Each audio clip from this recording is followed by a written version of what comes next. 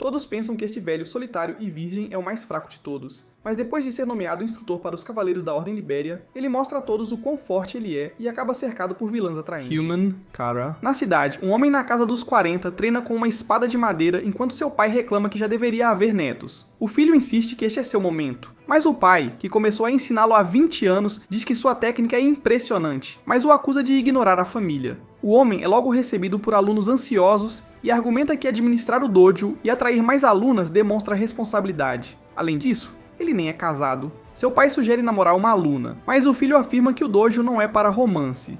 Este humilde dojo transmitiu habilidades de espada por gerações. O professor foi criado ali, sempre atraído por espadas. Não mudou muito. Ele trabalha duro para mantê-lo funcionando. Embora um dia tenha sonhado em ser um grande espadachim, agora encontra propósito em ensinar e se orgulha do sucesso de seus alunos. Mais tarde, enquanto ele pega uma refeição, seu pai retoma as reclamações sobre netos. O velho se pergunta se sua esposa não ficaria feliz se Baril encontrasse um parceiro e lhes desse um neto, mas ela acredita que as coisas devem acontecer naturalmente e sem pressa, embora esteja confiante de que terão netos algum dia. Baril então percebe que sua mãe não está tomando partido. De repente, alguém bate. É uma jovem em armadura chamada Ilusha Citris, que cumprimenta seu antigo professor. Ele a convida para tomar chá. Seu pai menciona que ela sempre escreve e sabe que agora ela é uma comandante, o que significa que Baril a treinou bem.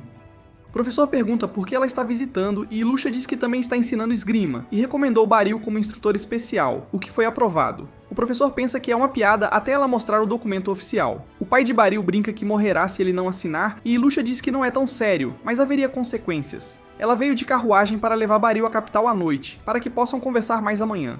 Apesar de surpreso com a rapidez de tudo, o pai o encoraja a ir, talvez até encantar a jovem. Baril, irritado, diz ao pai para parar de provocá-lo, especialmente porque ela é muito mais jovem do que ele. Ilusha se comporta como se desejasse que sua professora tivesse levado as coisas mais a sério. Enquanto o instrutor cavalga em direção à capital, ele percebe que Ilusha ainda carrega a espada que ele lhe deu após terminar o treinamento, algo que ele faz para todos os formandos. Embora emocionado, ele se pergunta se combina com um comandante, mas Ilusha insiste em mantê-la. Baril acha engraçado que ela ainda se apegue à crença infantil de que um aluno não pode superar o professor, especialmente agora que ele está muito velho para ser aquele mentor. Ainda assim, ele está animado que um mestre espadachim rural como ele tenha uma chance na capital e Ilusha, silenciosamente, sente que deve melhorar para realmente merecer seu respeito, embora guarde esse pensamento para si mesma.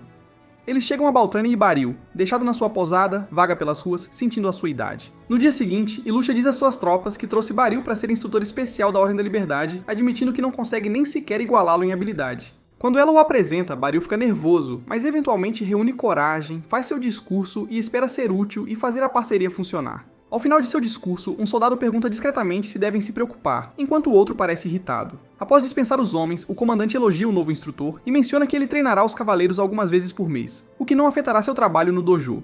Nesse momento, uma cavaleira chamada Kurune se apressa para cumprimentar seu antigo mentor, lembrando-se de uma reprimenda passada. Baril está orgulhoso de ser agora uma cavaleira de verdade, embora admita que ainda há muito a aprender. Ele lembra dos 2 anos de trabalho árduo dela no dojo e está feliz por treinar com ela novamente. Naquela noite, Baril fica satisfeito por ter 2 ex-alunos na ordem, mas fica chocado ao encontrar Handrid, outro antigo aluno, à espera com a esposa e o filho. Apesar do reencontro caloroso, o pai de Baril insiste que Handrid deve ficar em Baltrane por causa do seu trabalho e só voltar uma vez casado. Embora incerto, Baril se junta a ele à mesa e descobre que Handrid está se estabelecendo agora que é pai, desistindo de suas viagens. O professor vê isso como uma grande mudança para alguém da posição de Handrid.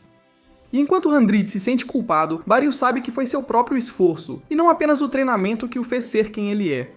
Embora aventureiros possam ganhar bem, é um trabalho perigoso. O pai de Baril diz que Handrid teve sorte já que conhece o estilo do dojo e pode substituir o velho professor. Handrid concorda em ajudar, deixando Baril surpreso com a rapidez com que as coisas aconteceram, especialmente quando seu pai o engana para que ele administre o dojo enquanto está fora, e até convida toda a família para ficar, levando Baril a resmungar que é sua casa. Mais tarde, o professor conta a Ilusha que finge estar irritado, mas secretamente deseja o mestre por perto. Baril pede desculpas por trazer Handrid, já que a pousada era cara, e Ilusha ousadamente o convida para ficar com ela, mas ele recusa de forma estranha como se fosse uma piada esquisita, embora ela ainda ofereça almoço para passar um tempo com ele. Então uma mulher na rua diz que o comandante está andando com um cara que parece covarde, envergonhando Baril, que se esconde, achando que está arruinando a imagem de Ilusha. Mas Ilusha manda Lisandra calar a mulher, embora os boatos continuem, perguntando por que alguém assim seria chamado de mestre.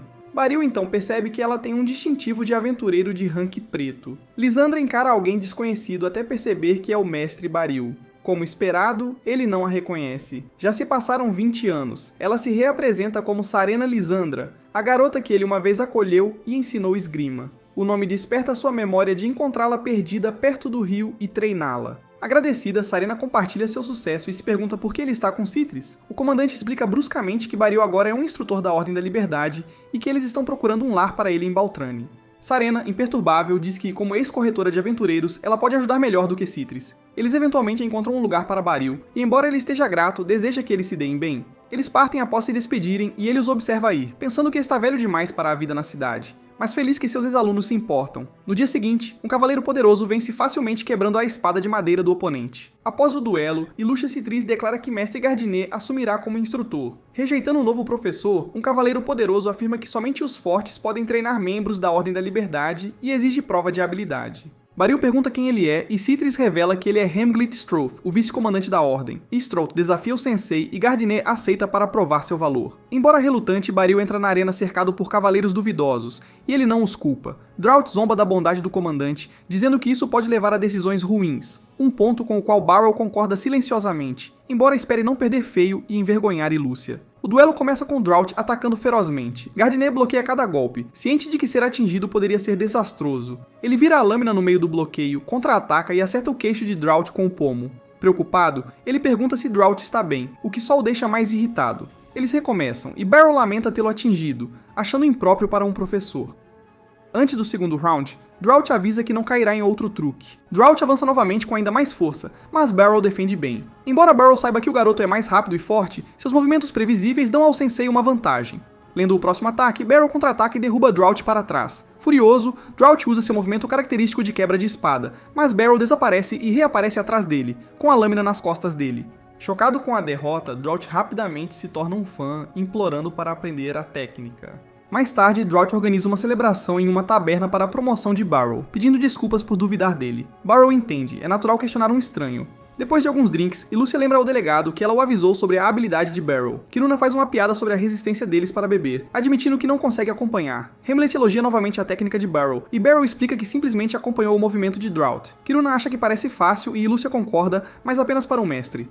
Barrow diz que prever movimentos e ter flexibilidade também importam. Se Drought tivesse sido menos rígido, ele talvez teria... ganhou. Inspirado, Hamlet diz que está animado para treinar com Barrow. Enquanto isso, na aldeia, o pai de Barrow agradece a Hundred, que responde que ajudar Barrow a ter sucesso lhe traz alegria. O ancião acredita que seu filho merece mais do que esta aldeia, e Hundred concorda, dizendo que nunca conheceu um espadachim melhor que Gardinet. Uma semana depois, Mestre Gardinet realizou outra sessão de treino. Logo no início, ele humildemente interrompeu seu duo de combate para sugerir que ajustassem a distância. Quando o lutador ficou perplexo, ele ilustrou como até mesmo um pequeno ajuste na postura enquanto os olhos do inimigo estão fixos na sua arma pode decidir a sobrevivência. Barrow viu como todos estavam incomumente focados, como se ele tivesse compartilhado algo revolucionário em sua simplicidade. Depois, Hamlet ofereceu uma toalha ao instrutor, e Barrow achou que o respeito deles vinha de sua recente luta contra o famoso Drought. Pouco depois, Kiruna perguntou se ele tinha tempo para ver a capital por não estar familiarizado com a vida urbana.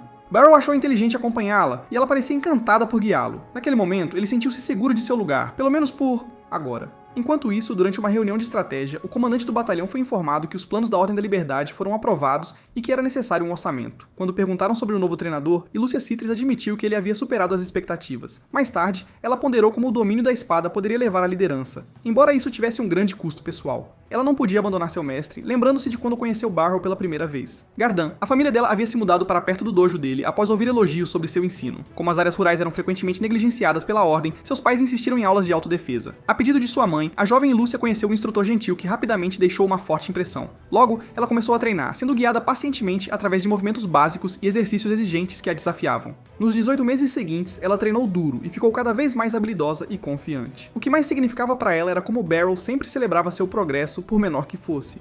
Em um treino, ela notou a ausência de Hundred, mas esqueceu isso quando Barrow anunciou o treinamento de ataque. Animada, ela se apresentou, mas não encontrou nenhuma abertura. Confiando em seu instinto, ela atacou. Barrow desviou e a desarmou facilmente, mas elogiou seu timing, dizendo que mostrava potencial. e Lúcia entendeu o que ele quis dizer, embora na época ela presumisse que todos os professores de esgrima pudessem fazer o que o dela fazia. Um dia, Barrow levou seus alunos para um evento de combate sem contato em outro dojo. Randy lutou primeiro, vencendo instantaneamente com um contra-ataque após seu oponente avançar descuidadamente. A próxima foi Lúcia, que imediatamente identificou falhas na defesa de seu oponente. Embora ele tentasse todos os ataques possíveis, ela desviou com facilidade e o derrotou no primeiro movimento após um breve tropeço. No caminho de volta, Barrow enfatizou o valor de enfrentar estilos diferentes, e Lúcia perguntou se o dojo deles era realmente tão forte, já que eles haviam vencido facilmente, incluindo Barrow derrotando o mestre adversário. Barrow respondeu que era mais sobre como os estilos se combinam do que quem ganhou, e Lúcia deveria se concentrar no que aprendeu. Foi quando ela lembrou que deixou algo para trás e correu de volta, apenas para ser confrontada por estudantes locais que a cercaram, segurando seu objeto perdido. Quando ela tentou pegá-lo, um garoto o jogou no chão e zombou dela, dizendo que o duelo não significou nada, e que ela realmente não tinha vencido. Nenhum deles jamais perderia para uma simples garota do campo, ou assim pensavam. Até que o líder deles tentou atacar Lúcia, mas Barrow interveio a tempo de bloquear, e a julgar pela expressão deste sensei, não foi um golpe leve. Barrow admitiu que não gostava de como esses garotos tratavam a esgrima. Quando um menino avançou contra ele, Barrow desarmou-o e afastou os outros com movimentos leves, sem machucá-los. O mais agressivo pegou outra espada para continuar lutando. Mas o professor deles chegou e os repreendeu, afirmando claramente que mesmo juntos, eles não poderiam vencer Barrow, e que os alunos de Gardiner eram simplesmente superiores. Barrow disse ao mestre para relaxar, observando que os garotos estavam apenas em uma fase difícil. O professor fez uma reverência e assumiu a culpa, o que deixou Barrow envergonhado, achando que era exagerado. No caminho para casa, Barrow teve um mau pressentimento sobre Lúcia voltar lá, mas foi com ela mesmo assim.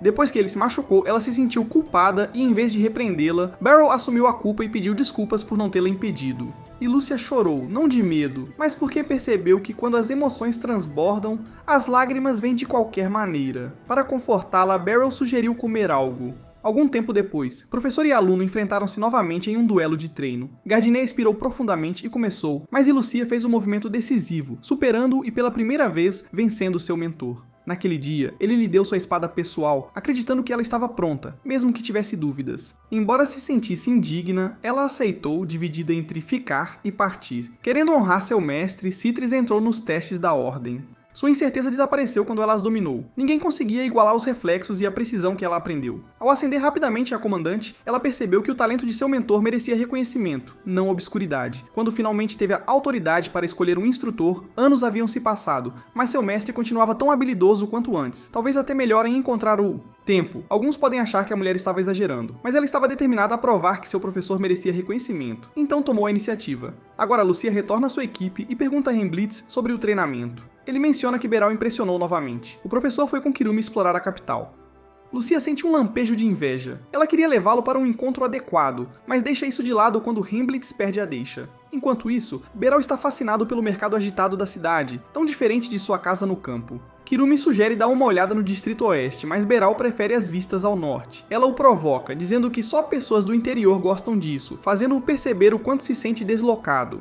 Logo encontram outro ex-aluno. Kirumi cumprimenta Fuseli com entusiasmo, embora Beral não a reconheça até que ela faça uma piada sobre chorar e mostre sua espada de despedida. Isso faz com que ele se lembre, e ele fica surpreso com o quanto ela mudou. Ela diz que já se passaram 5 anos, e quando o professor pergunta sobre seu treinamento, Kirumi orgulhosamente anuncia que Fuseli agora é a estrela do corpo mágico, o que confunde Beral. Ele a treinou em esgrima. Fuseli explica que está comprando equipamentos mágicos, como um anel de fogo, mas então acende uma chama no dedo para provar que não precisa de um. Beral está maravilhado e diz que ela é realmente uma bruxa agora. Ela admite que foi preciso muito trabalho duro, e enquanto seu professor lamenta que ela tenha deixado a esgrima para trás, ele está orgulhoso de seu crescimento. De repente, um homem rouba a bolsa de uma senhora idosa. Enquanto Beral e Kirumi reagem, Fuseli lança um feitiço de restrição com sua espada, parando o ladrão. Beral fica impressionado novamente, e Fuseli explica que combinou espada e magia em seu estilo, deixando seu antigo mestre ainda mais orgulhoso. Na manhã seguinte, Gardiner faz um passeio tranquilo, na esperança de se sentir mais em casa na cidade. Ele vai para o distrito oeste para encontrar um bom lugar para comer com Fuseli e Kirumi, quando uma menina pequena de repente tenta chamar sua atenção. Ele supõe que ela é uma criança perdida. A menina, chamando-se Lucy Diamond, comandante do corpo de magia do Reino de Libris, fica ofendida. Beral assume que ela é apenas uma criança brincando de faz de conta e comenta sobre os jogos estranhos das crianças locais. Irritada, Lucy conjura fogo na mão para provar que está falando sério, e sugere que gostaria da companhia dele neste lindo manhã. Enquanto caminham, ela menciona ter ouvido de Fuselo que seu mestre está em Baltran, e elogia as habilidades mágicas e com espada de Fuselo, dando crédito ao professor deles. Quando Beral pergunta se ela gostaria de aprender também, Lucy o corrige, dizendo que é mais velha e merece respeito. Ela o conduz a uma arena improvisada, dizendo que treina diariamente para ficar mais forte e agora quer testar seu progresso. Beral concorda que é bom medir o progresso, embora não esperasse ser o alvo. Desviando de um ataque de fogo repentino, fica impressionado com seus reflexos e vê chamas ao redor dela. Percebendo que ela está falando sério, ele empunha sua espada e se prepara para lutar. Depois de atacar primeiro, Lucy ironicamente pergunta se ele está pronto. Beral admite que não está, mas tem que revidar. Ela diz que é um bom teste de progresso, embora ele duvide ser um rival à altura. Ela lança uma enorme bola de fogo, tentando acabar rápido. Ele mal desvia enquanto ela continua atacando com fogo, sorrindo o tempo todo. À medida que o calor aumenta, Lucy muda para magia de gelo, mas Beral a corta, impressionando-a. Ela se incendeia novamente e ele investe, visando nocauteá-la com segurança. Seu golpe contundente falha. Ela se cerca de chamas e contra-ataca com uma tempestade de fogo. Uma segunda barragem desce dos céus, quase impossível de bloquear. Brincando, Lucy pergunta se ele já lutou contra uma bruxa. Ele diz que é a sua primeira, e pior, confronto. Depois de desviar, ele vê uma enorme esfera de gelo e a retorna, apenas para ela destruí-la no ar. Usando a fumaça como cobertura, Beral ataca, mas ela o atinge com um raio. Ela se gaba de ter guardado seu melhor feitiço, uma aura escura pesada que o congela no lugar. Assim que se torna perigoso, ela para, dizendo que também falharia. Curioso, Gardiner pergunta o que teria acontecido. Ela diz que ele viraria papa, ou, na melhor das hipóteses, embaralhada. Ela admite que ele é forte, e agora entende por que Fuseli o respeita, mas Beral pensa que ela se conteve. Ele reflete sobre ainda não ter superado seu pai. Lucy ri da sua humildade, especialmente porque ele não está bravo com a emboscada. Ele dá de ombros, é apenas um incômodo. E ela ri novamente. Ele percebe que não consegue ficar bravo com ela. Ela o convida para um instituto de magia para ensinar, mas ele recusa. No dia seguinte, ele fica surpreso ao ver Fuseli entregando poções do corpo mágico para a Ordem. Beral acha as poções úteis, especialmente as herbais nas quais ele frequentemente confia. Fuseli lhe entrega um frasco, dizendo que é um pedido de desculpas à comandante Lucy, revelando que a jovem é, na verdade, uma oficial de alta patente. Chocado, Beral ouve enquanto Fuseli explica que Lucy usa magia para permanecer jovem, embora sua verdadeira idade permaneça desconhecida. Quando Beral menciona o confronto anterior, admitindo que quase foi derrotado, Fuseli observa a habilidade rara de Diamond. Ela pode encadear feitiços como poucas outras. Lucia Citrus aparece para agradecer a Fuseli por entregar as poções antes de sair. Ela e Cirina Lissandra então pedem a Beral para ajudar a treinar aventureiros novatos a pedido do líder da guilda. Ele é encarregado de avaliar e prepará-los para sua primeira masmorra. Beral reflete sobre seus antigos sonhos de aventura, Lute parecia promissor até que um monstro o esmagou. Ele avisa que masmorras são perigosas, mas Lissandra está confiante de que estarão seguros sob sua vigilância. Lucia, hesitante mas prática, vê isso como uma oportunidade para ele crescer. Apesar de concordarem frequentemente, a tensão entre ela e Lissandra confunde Beral. Lucia eventualmente o encoraja a ouvir o líder da guilda, lembrando-o de que instrutores especiais trabalham de forma independente. Lissandra o leva para conhecer o líder. Surpreendentemente, Lucy Diamond já está lá, tomando chá. Ela conhece o chefe da guilda, que se apresenta como Midas. Confiando em Lissandra e nas lâminas gêmeas do dragão, ele acredita que Beral é adequado para o trabalho. Lucy acrescenta sua própria recomendação. Sentindo-se marginalizado, Beral percebe que sua opinião mal importa. Midas apresenta Meian, seu assistente, que quer esclarecer algo. Apesar do apoio de Beral, Meian acha arriscado deixar um novato entrar em uma equipe de ataque. Beral, meio envergonhado e meio aliviado, espera silenciosamente que isso o tire dessa situação, mas Lissandra acusa Meian de desrespeito, e Lucy questiona sua confiança. Meian diz que as decisões são tomadas em grupo, e com estranhas aparições de monstros ultimamente, Beral deve se provar duelando com Lissandra e as lâminas gêmeas. Beral fica chocado, mas os outros apoiam a ideia. Midas pergunta se ele está disposto, e Beral concorda nervosamente. O líder dos aventureiros leva o mestre para o campo de treinamento da sede, onde os membros ficam chocados ao ver a renomada Lissandra enfrentando um homem de meia-idade desconhecido. Beral, já se arrependendo de estar ali, lembra-se de Lissandra como uma aventureira de alto nível. A garota, animada por finalmente treinar com seu mestre, recorda uma memória de infância, viajando em uma carruagem repleta de alimentos que valiam anos de renda. Seus pais mercadores esperavam dar-lhe uma vida melhor, mas a jornada foi interrompida quando um monstro atacou, matando o cocheiro. Sua mãe, Sarena, instou-a a fugir, mas a besta virou a carruagem, lançando Sarena de um penhasco para dentro de um rio. Mais tarde, a menina acordou e descobriu que tinha sido resgatada por Beral Gardner, que a acolheu.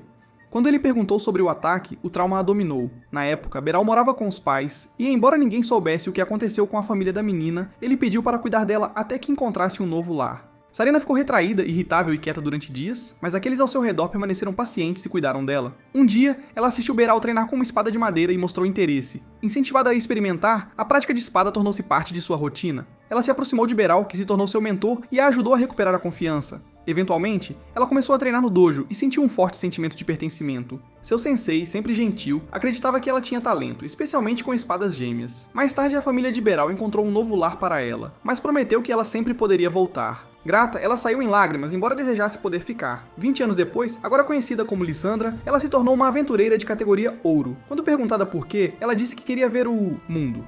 Em uma missão, sua carruagem foi atacada por bandidos liderados por um famoso espadachim local. Sem hesitação, Lissandra investiu contra os bandidos e rapidamente os derrotou com suas espadas gêmeas. Ela não se tornou uma aventureira apenas pelas razões declaradas. Seu verdadeiro objetivo era evitar que outros sofressem como ela e honrar os ensinamentos de seu mestre.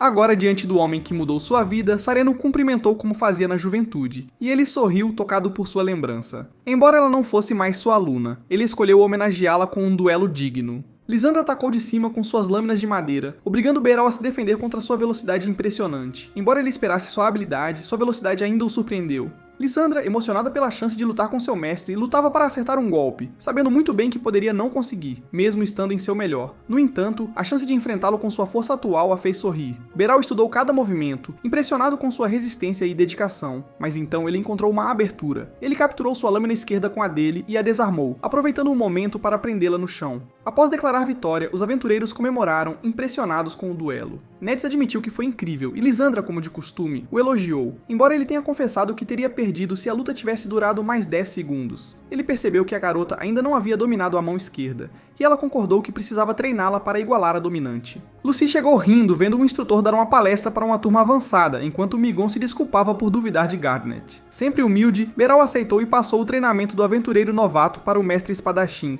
lamentando não poder recusar. No dia seguinte, Lissandra apresentou seus primeiros aprendizes, Porta, Nidri e Sarlicates. Porta e Nidri eram classe bronze, Sarlicates era prata. No início do treinamento, eles entraram em uma caverna onde Sarlicates sentiu 6 inimigos com um dispositivo mágico. 3 goblins tentaram emboscá-los, mas os jovens lutadores venceram facilmente. Beral pensou que eles mal precisavam de sua ajuda. Horas depois, o calabouço estava limpo, e tanto Beral quanto Lissandra os elogiaram, embora a classe avançada achasse estranho haver tão poucos inimigos. De repente, o dispositivo de Sarlicates quebrou, e uma besta alada atacou Porta. Era uma criatura semelhante a um grifo chamada Shenagravel, provavelmente a razão do calabouço estar vazio. Beral reflete instantaneamente sobre sua má sorte, enfrentando uma besta dessas quando nunca quis se envolver. Ele pede poções a Sarena, e ela confirma que tem 2. O professor considera ajudar Porta, enquanto o estudante luta contra o grifo, mas Sarena interpreta mal e sai correndo com Porta, deixando Beral sozinho contra Shenagravel. Apesar da sua idade, Beral resiste aos ataques da criatura, embora a espada mal amasse sua armadura semelhante a aço. Sabendo que um golpe poderia matá-lo, ele se concentra em ganhar tempo. Sarena e Porta escapam para o calabouço, enquanto Beral bloqueia um golpe poderoso que fere o seu braço e o lança a metros de distância. Recusando-se a desistir, ele mira na face do monstro, mas por pouco desvia de uma bola de fogo. Ele consegue cortar a cauda de Shenagravel durante um contra-ataque, demonstrando sua habilidade lendária. Enfurecido, o grifo lança uma gigantesca rajada de fogo, forçando Beral Garnet a recuar com grande esforço. Beral leva uma cabeçada que não consegue evitar e é arrastado para a floresta pela ave selvagem, que então voa para o céu com ele agarrado. Depois de se libertar circulando o corpo da criatura, Garnet se encontra perigosamente alto, mas com determinação e paciência. Ele se agarra às penas até ser finalmente jogado de volta ao chão. Furioso, o Shenagravel solta um rugido que transforma a terra ao redor, incluindo o local de Beral, em lava derretida. Beral salta para uma rocha próxima, notando a lava entrando na masmorra onde seus amigos, Nidri e Sarlicates, lutam para salvar o ferido Porta. Ao ouvir o grito desesperado de Nidri, Beral percebe que deve agir. Cuidadosamente atravessando a superfície ardente, ele mira um golpe mortal na ave. Shenagravel, agora enfurecido, contra-ataca com uma chuva de bolas de fogo, mas Beral desvia delas com precisão, aproximando-se para apunhalar a criatura no olho, embora a ave quebre sua espada em retaliação. Nesse momento, Sarena Lissandra reaparece, lançando um ataque surpresa e cravando suas espadas gêmeas nas costas de Shenagravel, encerrando a luta feroz. Após a batalha, Sarena acredita a vitória sobre a besta aos esforços do mestre, embora ele discorde. Ela admite ter chegado tarde demais, permitindo que o grifo destruísse a espada do sensei. Enquanto isso, Beral foca apenas na condição de Porta, e o oficial o tranquiliza dizendo que Porta vai se recuperar. De fato, Beral vê quando os jovens aventureiros emergem vivos, embora Porta esteja inconsciente. Shanner diz ao ex-professor que a situação a lembra de tempos antigos, despertando suas próprias memórias. Mais tarde, Lysandra retorna à guilda, impressionando Nets, que mal pode acreditar que eles derrotaram um alvo tão perigoso enquanto protegiam os recrutas. Sarena insiste que a presença do mestre o salvou a todos, e Migon não esperava menos de alguém que uma vez derrotou um aventureiro de classe negra. Embora o líder da guilda tente convidar o mestre para se juntar, Garnet recusa antes que ele possa terminar. Depois, Sorina diz a Barel que ele nunca poderia ser apenas um aventureiro. Barel sente que o superestimam, mas Sorina, inclinando-se em desculpas, admite que exagerou em suas habilidades, embora ainda acredite que ele é incrivelmente poderoso, e agradece por deixá-la lutar ao lado dele. Barel agradece a garota, reconhecendo que suas decisões inteligentes foram vitais para o sucesso do time e retorno seguro. Tocada pelo crescimento dela, Sorina Lysandra lembra-se com carinho de seu próprio mentor e quase começa um discurso sobre o passado, mas rapidamente muda de assunto. Depois de viajar com Lysandra, Barel agora acompanha outro ex-aluno, Kuruni, a um ferreiro na cidade. Embora Barel ache que Lucia tinha outros deveres, ela insiste que ajudá-lo a escolher uma espada é urgente. Desconcertado, Barel a ouve murmurar sobre Lysandra e Kuruni, cuidando de outras tarefas, deixando-a ansiosa para ajudar. Quando ele pergunta sobre isso, ela desvia da questão e diz para ele esperar e ver. Na forja, o ferreiro os cumprimenta calorosamente e Barel instantaneamente reconhece Balder, um ex-aluno. Ambos estão surpresos e felizes por se reencontrar. Quando Lucia pergunta sobre a conexão deles, Barel explica que Balder Gasp era mais velho que ele no dojo.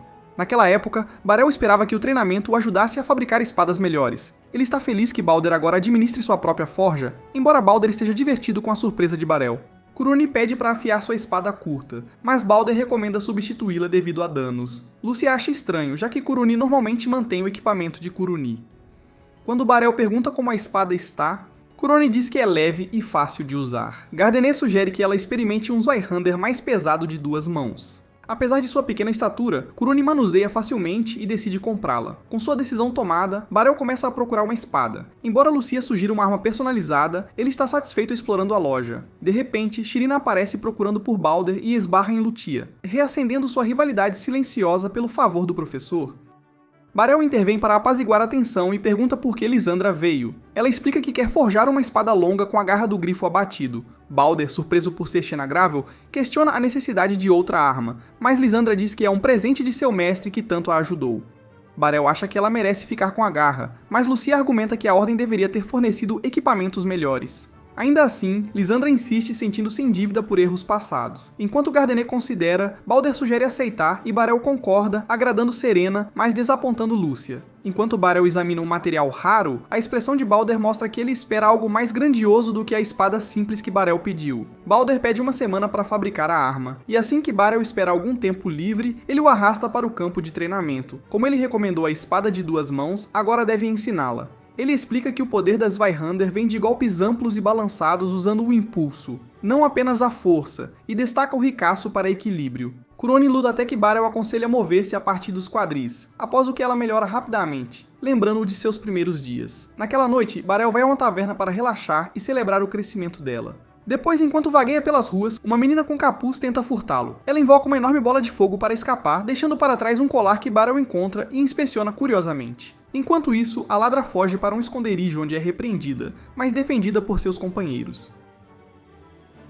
No salão de treinamento no dia seguinte, Kuruni pratica com sua espada larga enquanto Hemblit luta com Barel, ainda incapaz de acertar um golpe. Tentando uma façanha, Hemblit mira no abdômen de Barel, mas Barel contra-ataca e vence novamente. Hemblit agradece pela lição e Barel reconhece seu progresso. Hemblit então elogia a ousada troca de arma de Kuruoni, observando seu potencial e como é vital para a Ordem da Noite fortalecer para um ataque aos ladrões do Crepúsculo, que tem causado problemas na capital. Embora ele brinque que Barel poderia lidar com ele sozinho, Barel não tem interesse nesse tipo de trabalho. Ainda assim, ele se lembra do anel que tirou de um batedor de carteiras, pensando se poderia ajudar na investigação. Kuruni, ao vê-lo, assume que é um presente e Hemblit entra na brincadeira. Barel tenta explicar que o anel não é um presente, mas Kuruni brinca que ele precisará de um maior se estiver pedindo Lucia em casamento. Confuso com a suposição, Barel finalmente explica que pegou de um batedor de carteiras que ele capturou ontem. Ela escapou usando magia de fogo, o que o surpreendeu. Kai acha isso estranho, já que usuários de magia podem estudar de graça no instituto e não precisam roubar. Hemblit sugere que a garota pode ter usado um item mágico e pergunta o que Barel fará com o anel.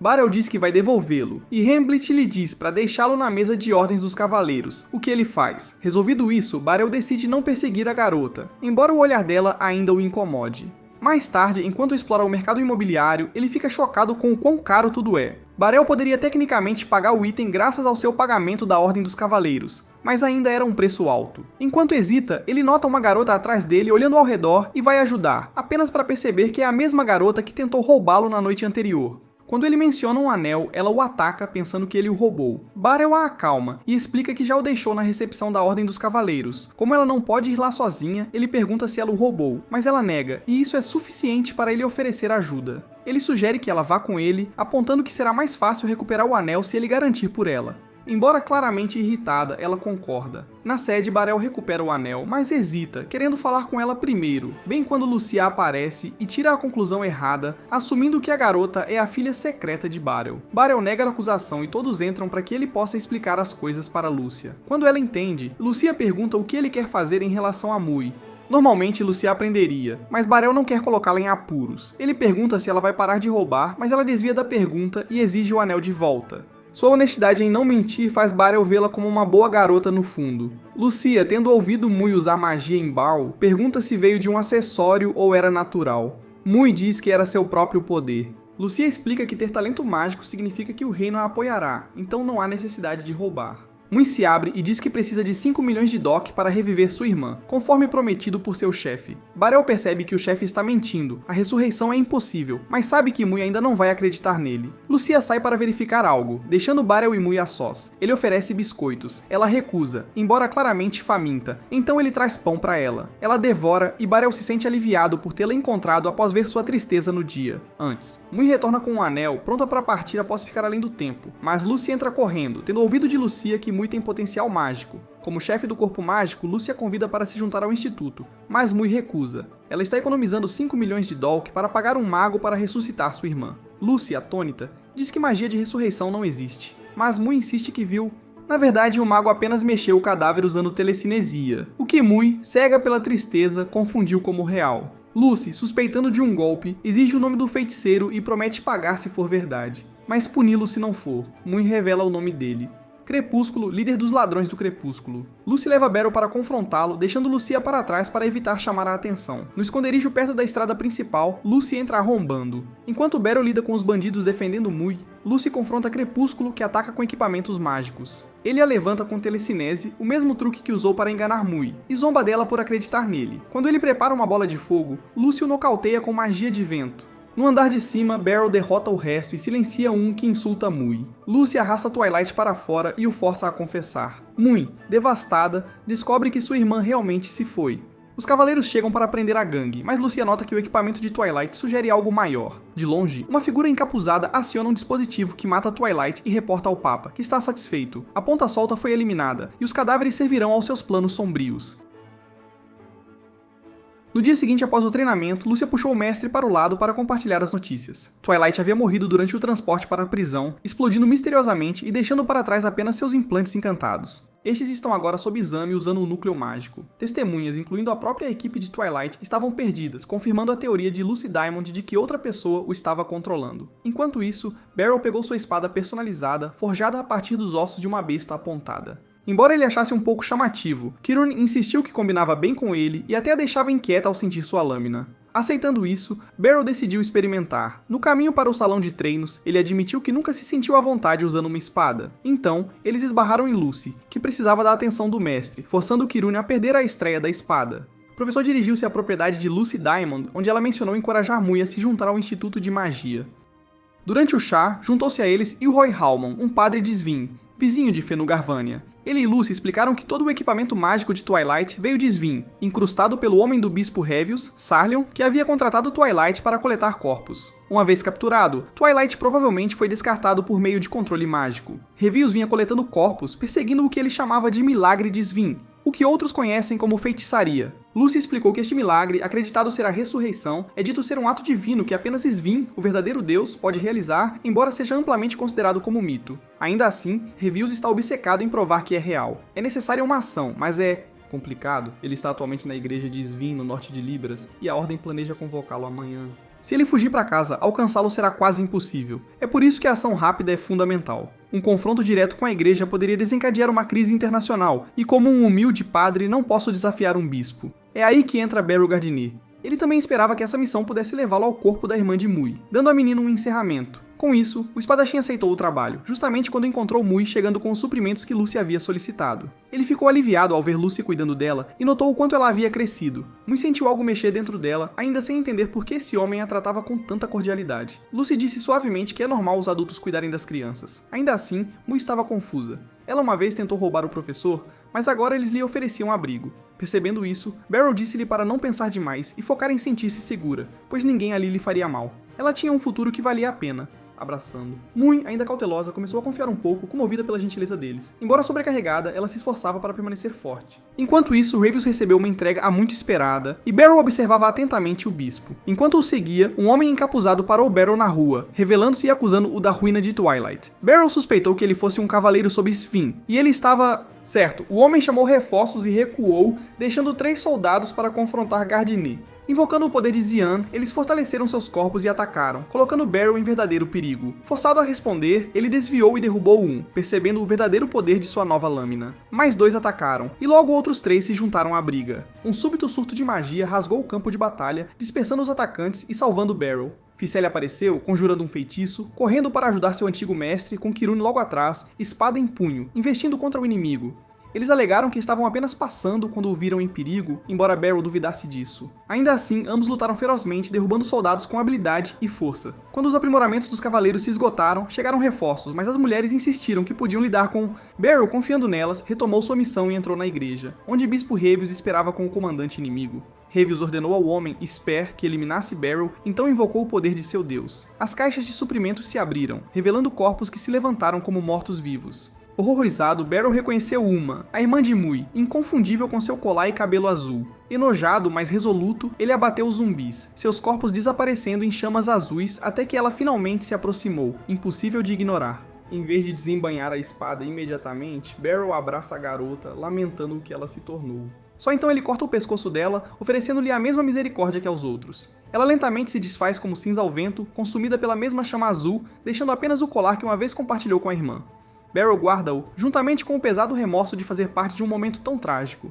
Sper, no entanto, permanece completamente indiferente. Ele até começa a rezar, convocando o poder divino para fortalecer seu corpo para a batalha que se aproxima. Quando terminou, ele avança sobre Gardiner com uma velocidade assustadora e demonstra uma força esmagadora. Apesar do bombardeio implacável ameaçando sua vida, o experiente professor consegue se manter firme. Para Beryl, este lutador supera a agilidade de Surina e a força de Hamblet, uma mistura mortal para qualquer oponente. Como se as coisas não pudessem piorar, um dos golpes de Spur realmente fere Beral, algo que não acontecia desde que ele se juntou à Ordem. Está claro agora, ele está realmente em perigo. Ainda assim, ele se recusa a deixar impune alguém que brinca com vidas humanas. Com um surto repentino, Beral volta à luta e acerta o braço de Spur. Embora ferido, Spur jura não cair, afirmando que a proteção divina o escuda. Então, perturbadoramente, ele apunhala seu próprio braço com uma adaga, tornando-se ainda mais poderoso. Sua fúria intensifica-se e um prazer distorcido aparece em seu rosto. Beral logo está coberto de cortes, seus membros repetidamente golpeados, mas pura força de vontade o mantém de pé. Spur lança um ataque direto que arranha o ombro de Beral, mas o contra-ataque de Beral acerta com força. Com espaço para atacar, Beral faz um corte profundo no braço de Spur e rasga seu peito, interrompendo o próximo ataque do cavaleiro. Sangue escorre, mas Spur se apoia com a espada em vez de cair. Beral fica surpreso por ele ainda estar em pé. Spur avança novamente, mas o sangue explode de dentro dele enquanto suas forças se esvaem. Ainda assim, ele avança como um homem condenado até que sua espada escorrega e ele finalmente desaba. Beral condena seu caminho, mas Spur afirma que o velho nunca entenderia, algo com que Beral silenciosamente concorda. Com Spur caído, Beral sai da igreja para encontrar seus antigos alunos e um bispo Rivius capturado, que insiste que sua derrota significa nada. O bispo adverte que só milagres divinos podem salvar Fenugarvania. No dia seguinte, Gardner chega à casa de Lucy Diamond, onde ela já sabe o que aconteceu. Beral lamenta ter falhado com Mui, mas Lucy dispensa sua culpa e o leva a uma casa que está lhe presenteando. Dentro, varrendo o chão, está Mui. Viva! Ela finalmente escolheu voltar à escola. Agora, a única questão é se ela ficará com Beral, algo que pega o professor de surpresa. Como Mui precisa de um responsável ou guardião legal para se matricular, Beral poderia assinar os formulários. Mas ele poderia fazer mais do que isso. Ele poderia realmente se tornar seu guardião, seu pai em todos os sentidos significativos. Após essa revelação, Lucy conta a Mui o que Beral fez por ela na noite anterior.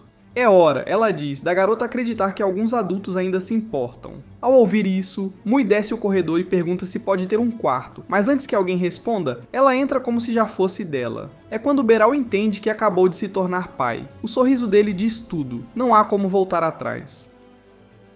Beral e Mui passaram a tarde assistindo a uma peça intensa sobre uma complicada história de amor. Beral gostou, mas Mui ficou irritada com o protagonista egoísta, embora ainda tenha se divertido. Beral achou que a heroína era pior e secretamente esperava que a discussão pudesse aproximá-los. Mas no dia seguinte, eles ainda se sentiam distantes. Quando Mui foi se inscrever na academia de magia, seu guardião Gardeneo tentou ir, mas ela claramente queria ir sozinha. Ainda assim, ele a acompanhou até o portão. Lá, Beral viu alunos levitando uma rocha gigante antes que uma professora chamada Kinira os cumprimentasse e oferecesse um tour.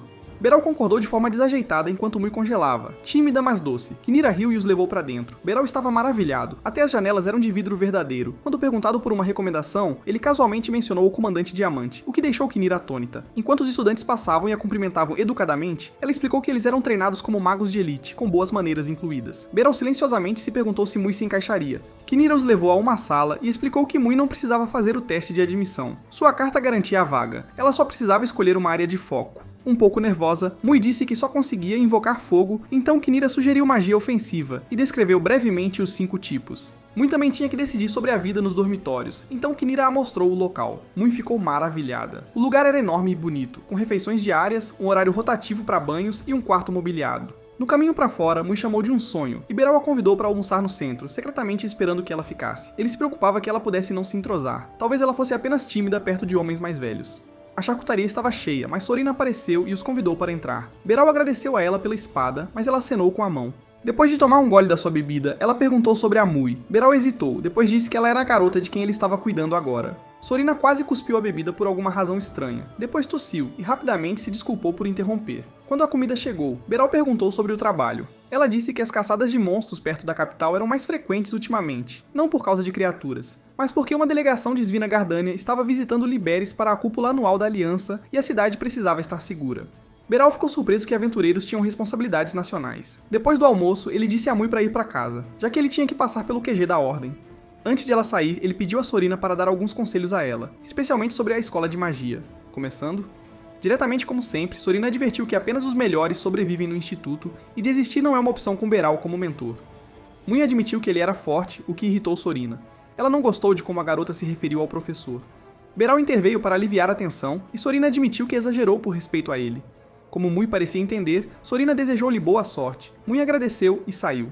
Beral sentiu que ela se abriu um pouco, e Sorina até disse que a garota tinha potencial, ainda que bruto, mas genuíno. Beral concordou pensando que ela só precisava do lugar certo para crescer, embora ele não soubesse qual seria. No salão de treino, o sensei discute a situação de moradia de Mui com Ilusha. Ela deve ficar com Beral ou mudar-se para os dormitórios da escola. Ilusha é pega de surpresa pela notícia e demora um momento para processá-la. Kai entra de supetão, insistindo que os dormitórios são melhores, perto das aulas, sem longas viagens, refeições gratuitas. Assim como Fi disse, são uma salvação. Beral entende, mas está preocupado que Mui não se adapte. Hamblitz incentiva a correr riscos, e Ilusha concorda com ambos. Beral depois verifica com Lucy Diamond, que também apoia a ideia dos dormitórios. Enquanto estão conversando, Felice deixa algo, e Lucy pergunta se ela também morou no dormitório. Felice diz que sim, é conveniente. Quando Lucy menciona a matrícula de Mui, Felice acrescenta que pode ser a professora dela. Isso incomoda Beral e ele sai de repente. Felice pergunta o que há de errado, e Diamond que ele está pensando demais. Sozinho, Beral reflete que esperava ser uma figura paterna para Mui,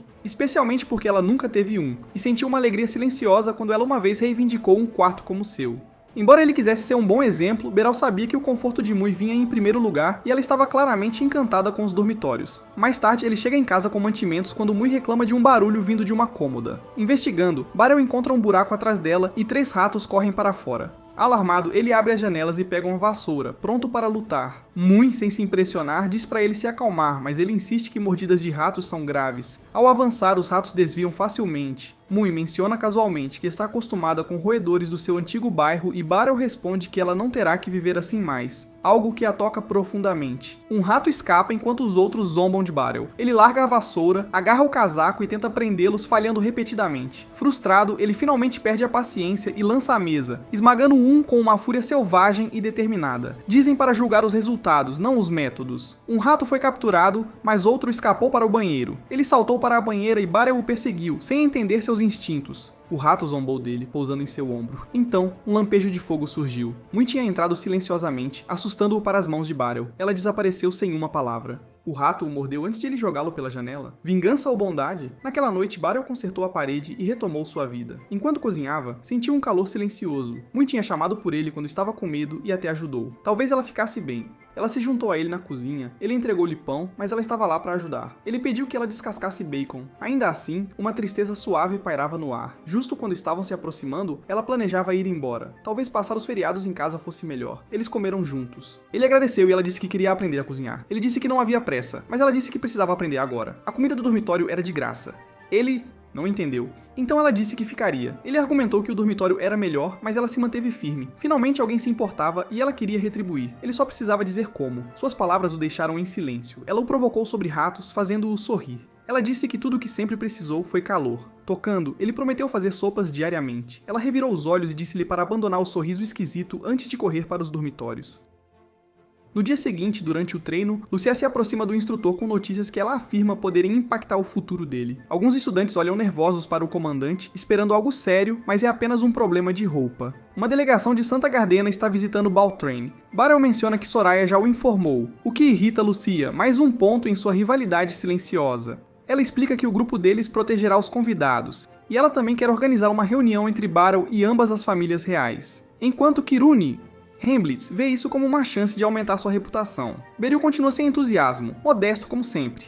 Lucia lembra-lhes que sua nomeação real vem com deveres, e ele concorda relutantemente. O comandante observa que vai precisar de uma roupa adequada, e desconhecendo as lojas locais, acaba aceitando a oferta de Lucia para levá-lo a um alfaiate, exatamente o que ela queria. Após a partida dela, os alunos se perguntam se ela tem segundas intenções. Naquela noite, Mui informa a Beryl que um pacote chegou para ele. Ele abre o pacote e encontra uma caixa de roupas femininas e um bilhete que diz: "Caro Beryl, por favor, aceite isso como um sinal do meu agradecimento."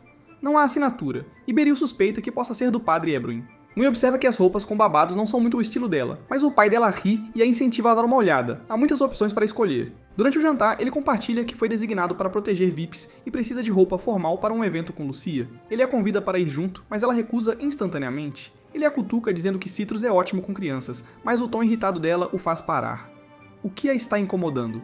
Honestamente, ele simplesmente não entende garotas adolescentes. No dia seguinte, Beryl encontra o comandante, que trocou a armadura por roupas casuais. O professor elogia seu visual, deixando-a atrapalhada. Eles seguem para o alfaiate, seguidos por Hemblitz e Kuruni, que tentam ficar escondidos. Na loja, Beryl faz uma pausa para admirar a atmosfera sofisticada do distrito central de Baltrain.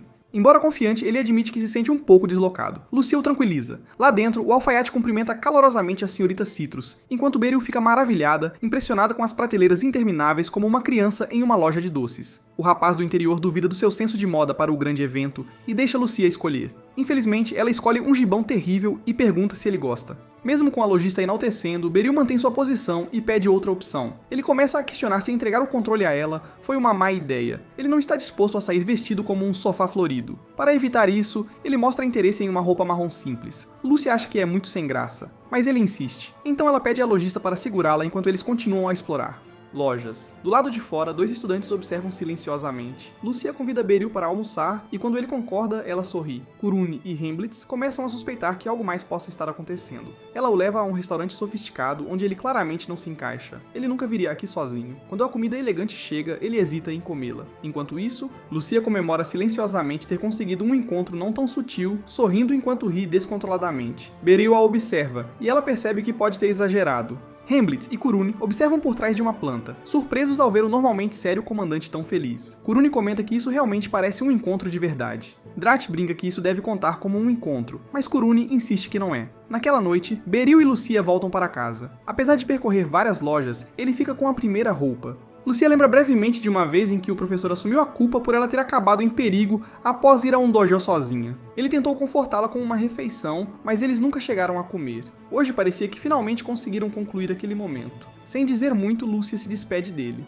Kuruni nota o comandante observando a instrutora sair. Hemblitz então casualmente diz ao seu superior que esteve a seguindo o dia todo. Ela não se altera, dizendo que não tem nada a esconder. Curioso, ele pergunta o que a instrutora realmente significa para ela. No dia seguinte, durante o treinamento, Kuruni se desculpa por ter desaparecido depois que Hemblitz confessou, mas ele a tranquiliza dizendo que não mencionou seu envolvimento. Quando Lucia entra, Kuruni entra em pânico e sai correndo, alegando que precisa praticar jogo de pés. Drat cobre por ela, dizendo que ela só precisa de espaço para treinar com uma espada gigante. Enquanto Drat traz uma memória à mente, as palavras de Lucia do dia anterior ressurgem. Ela só queria deixar seu mestre orgulhoso antes de partir silenciosamente. Ela respeitosamente pede ao grupo que esvazie o salão para que ela possa duelar com o novo instrutor. Drat é pego de surpresa, mas Lucia explica que é para elevar a imagem do instrutor antes da chegada da realeza. Até mesmo perdendo para ela provaria seu valor. Hamlet sente que há algo mais por trás disso, e Lucia admite que, se vencer, confessará algo a Beryl. Assim que ela sai, Kuruni entra apressadamente, imaginando que Lucia pretende confessar seus sentimentos. Hamlet concorda, elogiando seu brilho, graça e força. Logo, Beryl entra casualmente, e Lucia o desafia. Embora surpreso, ele aceita. Enquanto os estudantes se reúnem, Drat atua como árbitro com sua velha espada de treino. Beryl observa que eles não treinam juntos há anos e brinca que ela pode dominá-lo agora. Lucia sorri, pronta para mostrar por que é chamada de relâmpago. Ao sinal de Hamlet, ela ataca com velocidade ofuscante, um golpe inicial para testá-lo, não para derrotá-lo. Beryl bloqueia, percebendo rapidamente que ela está falando sério. Ele defende vários golpes, empurrando-a para trás uma vez, o que a impressiona, mas seus ataques rápidos e imprevisíveis o mantêm alerta. Quando ele finalmente contra-ataca, ela o pune com um golpe na perna. Apesar do revés, ele se recusa a desistir. Ela lança um combo feroz e ele cambaleia enquanto ela recua, orgulhosa do que se tornou. Hamlet murmura que a luta está quase terminando. Kai espera que Beryl vença, talvez isso impulsione as coisas, embora ela duvide que ele queira mudanças. Então Beryl entende que seu jogo de pés, não apenas a velocidade, a torna intocável. Perceber as chances não ajuda. Lucia se move como se tivesse olhos em toda parte. Mesmo quando erra, ela desvia com facilidade. Beryl sabe que não pode vencer de forma limpa. Quando ela mira um ponto fraco perto de suas costelas, ele puxa sua capa e a derruba, marcando um ponto. Kuruni questiona o movimento, mas Drat apenas dá de ombros. Lutas reais não têm regras. Só alguém como Garnet ousaria isso contra o comandante. Citrus nomeia Lucia a vencedora, elogiando sua habilidade, mas avisando que nem todos os inimigos lutam de forma justa. O sino soa. Beryl vai almoçar enquanto Kuruni e Hamlet se aproximam de Lucia. Kuruni admite que não consegue igualá-la, e pergunta o que ela planejava dizer se tivesse vencido. Lucia apenas sorri. Ela ia pedir roupas novas, já que Beryl comprou algo para si também. Kuruni se sente envergonhada por pensar que era uma declaração de amor. Ela se afasta, mas Hamlet ainda suspeita que há sentimentos envolvidos. Lucia insiste que só quer que seu mestre esteja feliz, de preferência por causa dela. Ambos admitem que não tinham certeza por quem torcer. Naquela noite, Beryl diz a Mui que mal evitou perder. Ela brinca que Lucia claramente quer toda a atenção dele. Primeiro compras, agora um duelo de perto. Ela obviamente está tentando se aproximar. Beryl diz para ela parar de fantasiar. Lucia é apenas aluna dele, e há uma grande diferença de idade. Mui acha que ele está exagerando, mas Beryl sente que é melhor do que ignorar situação. Na noite seguinte, Mui chega tarde em casa do programa de orientação e encontra Barel, que já preparou o jantar e está desfrutando de uma cerveja. Ela pergunta se ele realmente gosta tanto disso, e ele responde que nada o relaxa mais após um longo dia do que beber de sua caneca lascada favorita.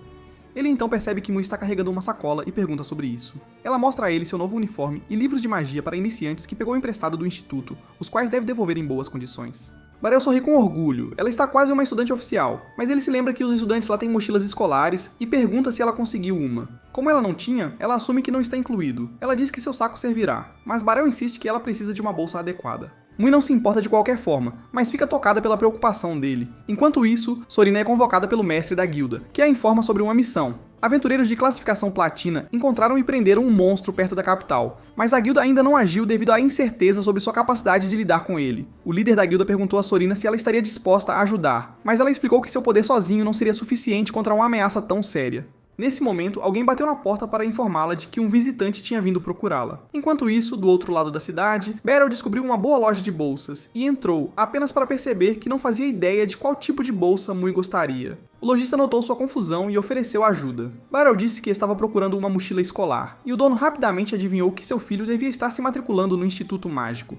Barel confirmou, e o dono mostrou-lhe uma seleção preferida pelos estudantes de lá. Exatamente o que Barel esperava. Ele pegou um e disse que levaria, mas depois soube que custava 95.000 DAC. Chocado, Barel ficou sem palavras. O lojista não estava tentando cobrá-lo a mais. A bolsa era feita de couro solura importado e tinha qualidade de primeira. Ele até sugeriu opções mais acessíveis, mas pareciam baratas, o que fazia sentido. No final, Barel saiu sem comprar nada. As bolsas de alta qualidade eram todas demasiado caras, e mesmo que ele pudesse pagar agora graças ao pedido da noite, não queria usar as economias destinadas ao futuro de Mui. Barel ainda quer que Mui tenha uma boa mochila escolar, por isso precisa encontrar uma maneira de ganhar algum dinheiro extra.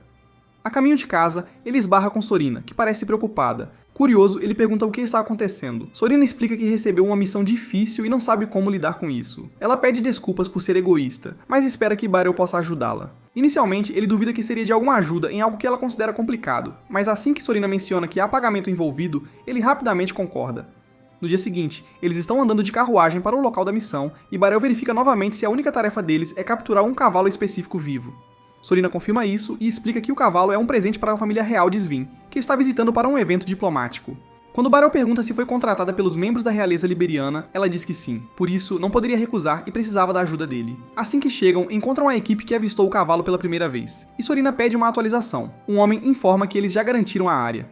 Eles têm certeza de que o cavalo ainda está na floresta, mas nenhuma das armadilhas o capturou, então sua localização exata é incerta. Sorina diz aos aventureiros para vigiarem o perímetro enquanto ela e Barel procuram. Depois de pegar seus equipamentos, eles entram e Sorina descreve o cavalo, branco puro com uma crina prateada, extremamente raro. Barel, que já foi um caça-monstros habilidoso em sua fazenda, nunca tentou capturar algo vivo, especialmente algo esperto o suficiente para escapar de aventureiros de elite. Eles encontram pegadas frescas perto de um poço d'água, mas Barel duvida que retornará lá, pensando que irá para outro ponto de água do outro lado da floresta. Eles vão para lá para emboscá-lo.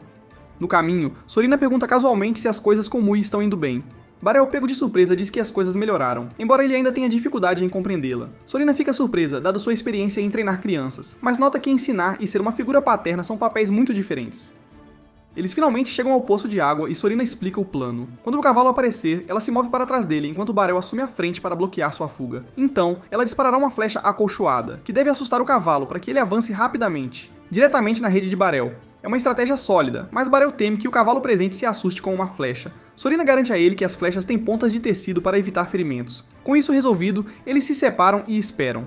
Logo, o cavalo chega para beber e Barel, ao vê-lo de perto, fica impressionado com sua beleza. Sorina se posiciona sorrateiramente atrás dele e Barel se move silenciosamente para frente. Uma vez preparada, Sorina dispara, e o cavalo assustado dispara como esperado. Mas, em vez de correr para a rede, ele salta por cima de Barel e continua. Sorina grita para ele perseguir o cavalo e de alguma forma Barel consegue ultrapassar o cavalo em fuga e fica à sua frente novamente. Desta vez, quando ele lança a rede, o cavalo desvia. Sem outra opção, Barel pula em suas costas para pará-lo.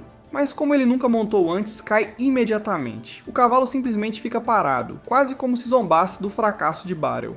Quando Sorina tenta laçar, o cavalo desvia e dispara. Eles o perseguem até que fica encurralado perto de um desfiladeiro. Sorina diz a Barel que correrá na frente e o assustará na direção dele para que ele possa agarrá-lo. Ela consegue assustar o cavalo, mas em vez de correr em direção a Barel, ele pula em uma torre próxima, claramente orgulhoso de tê-los enganado novamente. De repente, o pináculo começa a desmoronar. Barel não pode deixá-lo cair, então ele também salta, e ambos aterrissam no fundo do penhasco. O cavalo entra em pânico, sem querer ser capturado, mas Barel diz para ele se acalmar, ele também está preso.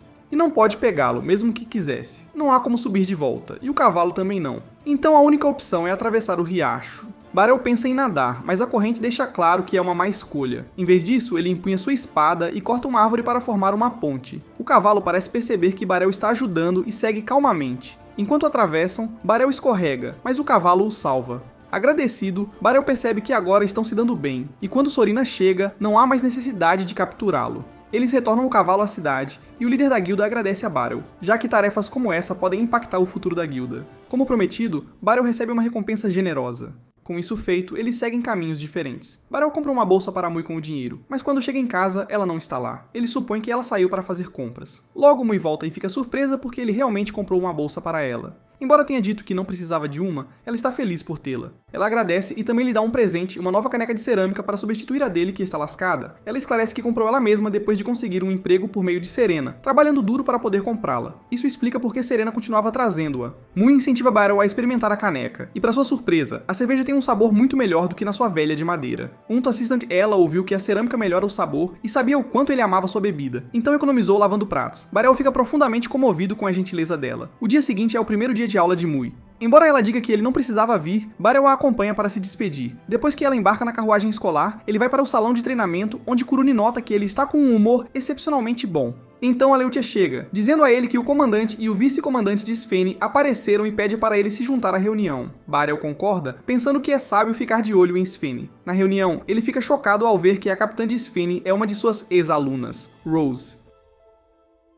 Aleutia parecia claramente irritada com o quão excessivamente familiar a garota era com o homem, notando a falta de entusiasmo do comandante. Rose rapidamente explicou que ela já havia treinado com o famoso mestre de espadas Barrow, que se lembrava bem dela. Ela passou apenas 1 ano e meio em seu dojo, mas deixou uma forte impressão com sua habilidade. Rose agradeceu a ele intensamente, tanto que Aleutia parecia pronta para estapeá-la. Deixando a atenção de lado, todos se sentaram e começaram a conversar de forma mais civilizada. Barel ainda estava surpreso que Rose tivesse se tornado vice-comandante da Ordem Sagrada, e Rose agradeceu ao deus Sphene por reuni-los. Seu companheiro notou como era estranho que Rose e Aleutia tivessem o mesmo professor. Aleutia perguntou sobre Rinose, o ex-vice-comandante, e recebeu uma resposta vaga. Percebendo o clima, Hemblitz perguntou se o mestre Gatoga veio apenas para conversar. Ele admitiu que Rose estava aqui para se familiarizar com Baltrane e ficaria alguns dias. Aleutia se ofereceu para mostrar-lhes o lugar, mas Gatoga recusou. Rose parecia desapontada. Ela esperava que seu antigo professor a guiasse. Barel forçou um sorriso constrangido, tentando não se afundar no sofá de vergonha. Mais tarde, após sua aula, o professor Gardener saiu do salão de treinamento pensando que suas roupas já deveriam estar prontas, e no caminho encontrou a sempre alegre Rose, desta vez sem a pesada armadura.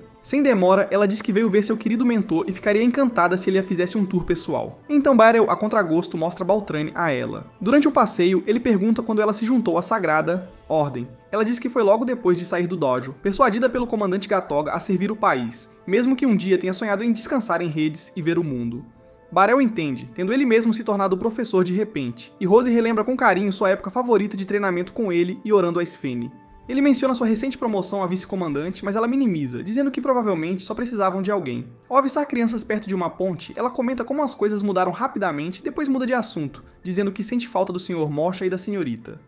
Friend, mas ainda gosta da cidade. Barel concorda, e quando pergunta o que isso significa para o papel dela, ela dá de ombros novamente e corajosamente pergunta se poderia morar com ele se mudasse para Baltrane, o que o faz pensar que os adolescentes provavelmente gostariam dela, e que provavelmente se daria bem com Mui. Embora ele recuse firmemente, Rose deixa pra lá, se despede, e Garnet parte para buscar suas roupas. Depois de vestir a roupa, ele imediatamente se arrepende. Não apenas se sente ridículo, mas também custou 65 mil, muito mais do que seu recorde anterior de 10 mil. Mais tarde, ele exibe o visual elegante para Mui, mas em vez de aprovação, ela apenas se vira, desapontada. Quando ele pergunta se ela não gosta, ela diz: "Eu nunca disse isso."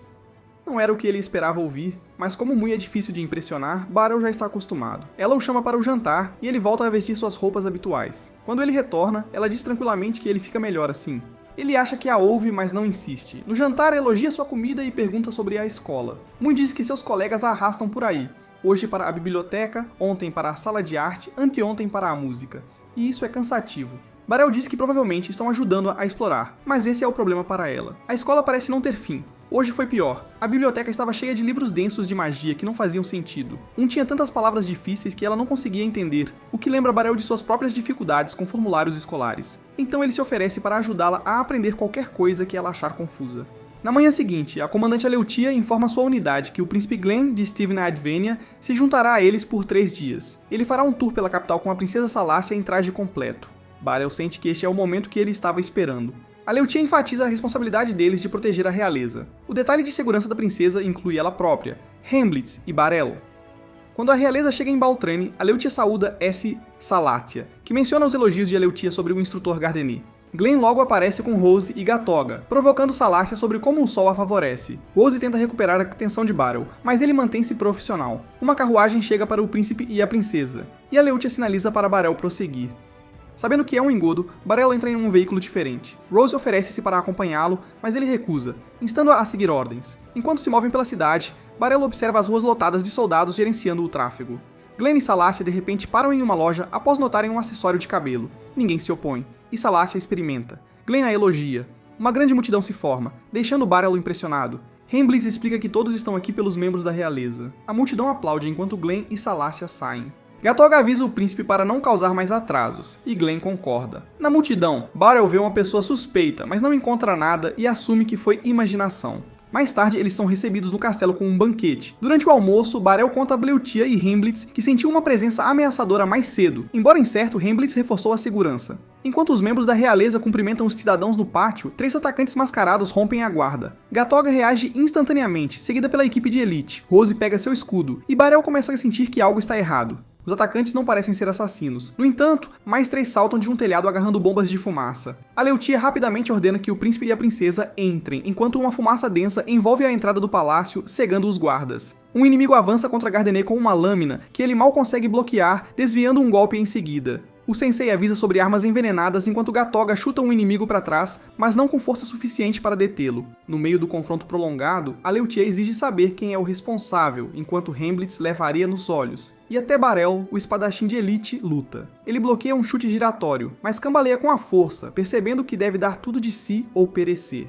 Ele se recupera e acerta uma cotovelada no rosto do oponente, desarmando-o e finalizando-o. Cego, Helmblitz confia em seus outros sentidos. Sentindo um atacante à sua direita, bloqueia a tempo e então, com perfeita quietude e timing, gira e desfere um golpe limpo que derruba seu inimigo. Aleutier entra em ação, enfrentando de frente o seu adversário, mas percebe rapidamente que eles estão jogando sujo. Seu oponente puxa sua capa para desequilibrá-la. Ela desvia do golpe dele com reflexos rápidos e contra-ataca com um ataque giratório. Embora ele escape do primeiro golpe, ela ainda corta sua perna, ferindo-o. Com cortes rápidos e superficiais, ela o incapacita. Seu objetivo é mantê-lo vivo para interrogatório. Enquanto isso, Gatoga usa força bruta, jogando seu inimigo contra uma coluna do palácio e arrancando sua máscara. Mas hesita ao ver o rosto do homem. Essa pausa lhe custa caro. Um chute no joelho permite que o inimigo escape para a multidão. Ao mesmo tempo, Rose Mableheart joga a arma do oponente para longe com seu escudo e o derruba. Com a vantagem, ela termina rapidamente com sua espada. Quando a fumaça se dissipa, Barel fica atônito ao ver sua lâmina no crânio do inimigo. Ele pensava que ela lutava apenas para se defender, mas claramente seus métodos mudaram. Helmblitz e as tropas capturam os últimos inimigos, mas segundos depois, os prisioneiros mordem algo e sangram, morrendo quase instantaneamente. Se você está gostando da jornada desta série, por favor, clique em gostei e inscreva-se. E ative o sino de notificações para não perder nenhuma atualização. Todo o seu apoio me ajuda a continuar trazendo mais resumos de alta qualidade.